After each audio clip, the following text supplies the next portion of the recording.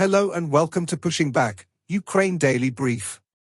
As the war enters its 837th day, these are the main developments from the past 24 hours. Russia has lost approximately 519,750 troops in Ukraine since the beginning of the war, the General Staff of Ukraine's armed forces reported.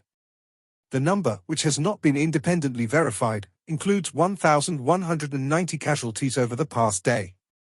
According to the released Ukrainian figures, Russia lost 10 tanks, 13 armored combat vehicles, 51 artillery systems, 1 multiple launch rocket system, 1 air defense system, 28 drones, 1 military jet, 1 cruise missile, 56 vehicles, and 14 pieces of special equipment. The update from the General Staff of the Armed Forces of Ukraine. The enemy launched 73 combat clashes.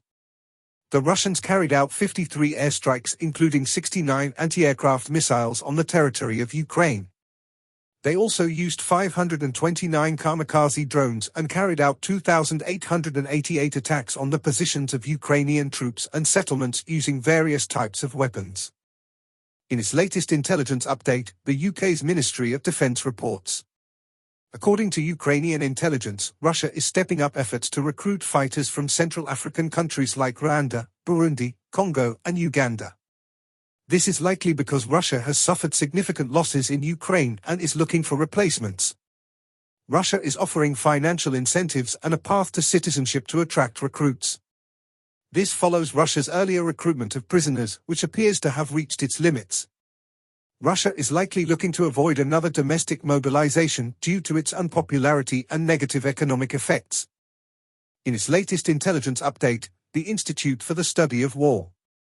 The Biden administration's limited policy change permitting Ukraine to use US-provided weapons to strike some Russian military targets in a small area within Russian territory has reduced the size of Russia's ground sanctuary by only 16% at maximum. US policy still preserves at least 84% of Russia's ground sanctuary territory within range of Ukrainian attacks. Likely Ukrainian forces struck a Russian Su-57 fighter aircraft at the Akhtubinsk airfield in Astrakhan Oblast between June 7 and 8. Ukrainian forces may have struck a Russian large landing ship or patrol boat in Yeysk, Krasnodar Krai on the night of June 8 to 9. The Kremlin's concerted effort to remove and arrest senior Russian defense officials may be extending to civilian regional administration officials. The pro-Kremlin Moldovan Victory opposition electoral bloc held its second congress in Moscow on June 9 following a series of meetings between pro-Kremlin Moldovan opposition politicians and Russian officials from June 6 to 9. Former pro-Russian Moldovan president and current head of the Moldovan Socialist Party Igor Dodon gave interviews to Russian state news agencies TASS and RIA Novosti on June 9 in which he promoted several known Kremlin narratives targeting the current Moldovan government, many of which Moldovan opposition politicians also promoted at the Victory Bloc Congress. The Kremlin will likely try to exploit its ties to Dodon as part of its wider efforts to destabilize Moldovan democracy and influence the Moldovan government. Russian officials continue efforts to coerce migrants into military service.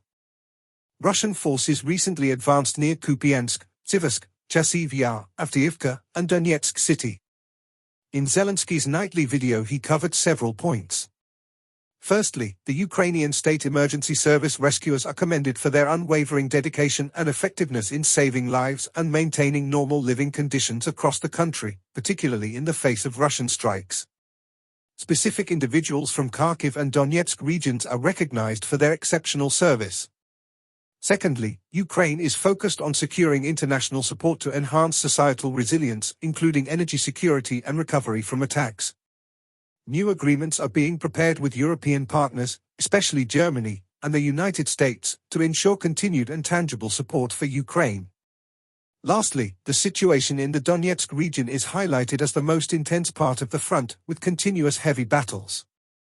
Ukrainian soldiers and commanders are acknowledged for their efforts to hold positions and combat the enemy. Efforts are being made to provide the military with more weapons, equipment, and modern systems to strengthen defense capabilities. Thanks for following today's updates. Please don't forget to like and subscribe for more content. We'll return tomorrow with the latest news on the ongoing conflict.